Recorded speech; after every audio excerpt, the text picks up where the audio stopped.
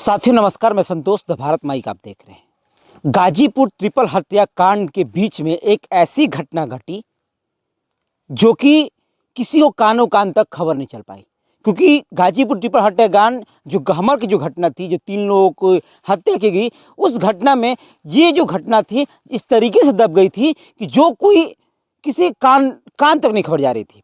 ये घटना सोचिए, एक लड़का जो मिथिलेश पाल गहमर का एक छोटा सा एरिया पड़ता है जो कि रायसेनपुर पट्टी है, वहीं के जो बहुत सारे लोग हैं जो यहाँ के बस गए और एक छोटा सा ग्राम सभा बन गया ये रायसेनपुर।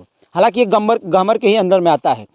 अब सोचिए कि इस गांव का एक लड़का जो महज 20 वर्ष का है और उसका नाम मिथिलेश पाल है, और वह 26 तारीख को अपने घर से सुबह 9 बजे लगभग 9-10 बजे करीब में गायब हो जाता है, यानी चला जाता है घर से। घर से जाने के बाद अब उसका अता पता नहीं चलता है, और 28 तारीख को ना 28 तारीख को उस मिथिलेश पाल का शव इस पेड़ पे लटकता हुआ मिलता है।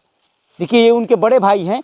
वो सोचिए कि उस पेड़ पे, यही वो पेड़ है, यहाँ वो जो टहनी काटी गई है, इसी पेड़ पे आप देखेंगे तो वो लटकता हुआ इसका शव। सोचिए कि ये कितनी ऊंचाई इसकी है ये ना जाओ। अब वो जो फोन वहाँ रखे हुए हैं, उसी फोन के पास जो है कि उस मिथिलेश पाल का मोबाइल भी रखा हुआ था। आप देखें, देखिए, हाँ देखिए, आप देखिए, ये इनके बड़े भाई हैं। वो सोचिए कि यहीं पे आप लोग को बड़े भाई, अपने छोटे भाई का मिला था। क्या नाम है आपका नाम? बुल्लू पाल। आप बड़े भाई हैं मिथिलेश पाल के ना? हाँ। तो आप लोग को यहीं पे 100 मिला था अपने भाई पे मिला ही था। हाँ। तो मोबाइल आप उस पे रखे हैं क्या? मोबाइल ही उसी तरह से रखी गई? एकदम सेम उसी तरह से मोबाइल रखी गई है। कैमरा दिखा दो, मोबाइल इसी तरह आप दिखाएं ऊपर भैया, मोबाइल दिखाएं ऐसे उसी दिखाने एकदम के लिए। रखी थी। हाँ, मतलब वैसे ही मोबाइल रखा गया था, मिला था जब आप लोग जब ढूंढने जब यहाँ आए थे तब, हाँ। है ना? हाँ। और ऐसे लटकता हुआ यहीं पे मिला। मैं तो तुरंत पकड़ लिया, और रस्सी लगाएगा, कोई फंदा मारेगा तुरंत ही पकड़ लेगा। ये दाढ़ी कितना नजदीक ये टहनी जो कटी है इसी टहनी में लगा था ना? इसी में लगा था। ये टहनी कटी हुई है, अगर आप हाथ ऊपर करेंगे तो ये टहनी मतलब आप पकड़ लेंगे। देख लीजिए, आप देखें, मतलब इस तरीके से यहाँ तक आया था। हाँ। यहाँ तक तो मान लो जो कुछ भी होते है पकड़ सकता है। हाथ खुली थी, दोनों हाथ खुला था। ऐसा नहीं कि कोई हाथ बांधा रहता है तो समझ में आता कि नहीं पकड़ पाओगे। 1 भी फीट ऊंची रहे चाहे 2 फीट नीचे रहो, हाथ खुला रहने पर आदमी व्यवस्था अपना सुरक्षित कर सकता है। हाथ जब बंधी जाएगी तो कोई अपना सुरक्षा नहीं कर पाएगा। हाथ खुला रहेगा, कोई भी अपना सुरक्षा कर लेगा। ठीक, सही बात कह रहे हैं आप।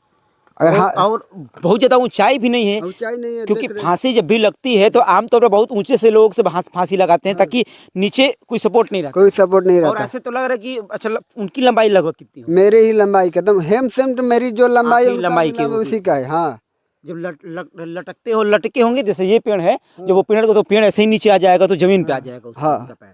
हाँ, पैर तो आज नीचे कितना गैप बचा? पैर देखो, इतना ही खाली बस ऊंचा था पैर उसका, बस इतना ही ऊंचा था। इतना, हाँ 1 फीट ना? हाँ, इतना ही था। बस 1 फीट। सोचिए, मिथिलेश पाल का जो शरीर था बस जमीन से 1 फीट बस उठा हुआ था।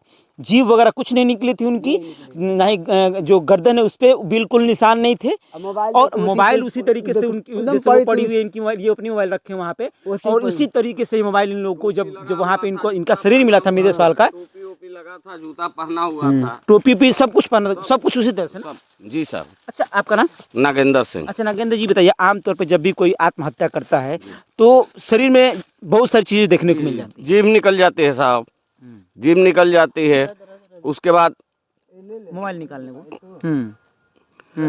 उसका सर गर्दन पर निशान होता है, निशान भी नहीं था कोई।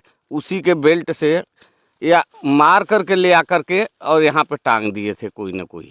कोई भी आत्महत्या अगर करेगा तो जैसे टोपी बता रहे, टोपी पहने हुए थे, टोपी भी निकल जाएगा क्योंकि वो छटपटी ले लेगी ना एक तरीके। उसी तरह था साहब, केवल उसका बेल्ट निकाल करके, कपड़े का बेल्ट था, उसी से गर्दन में लगा करके और टांग दिया गया था।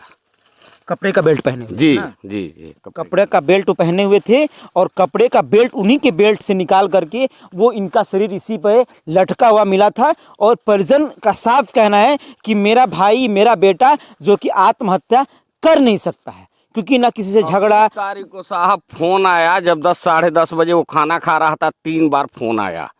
उसी फोन को काट दिया और खाना छोड़ करके बाहर निकला, और उसके बाद उसके घर वाले बता रहे थे, उसके बाद वो फोन लगाकर बात करते हुए घर से गायब हो गया। मतलब साफ है कि जो फोन है उस फोन से ट्रैक किया जाएगा कहाँ बात हुआ है, कैसे हुआ है, तो सारी गुत्थियां सुलझ जाएगी साहब।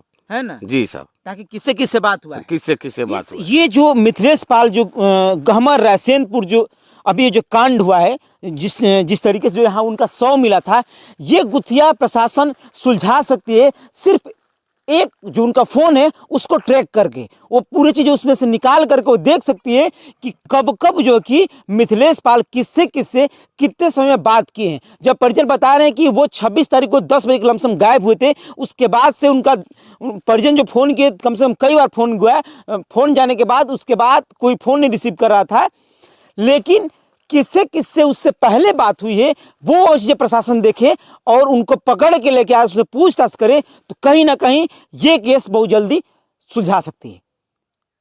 लगातार क्षेत्र में जो ये घटनाएं हो रही हैं, अभी ट्रिपल हत्याकांड वो हुआ, अब ये घटना इसमें हो गई। हालांकि परिवार के का पूरा शंका है कि इनके भाई को, इनके बेटे को मार करके किसी ने इस पेड़ पे टांग दिया है।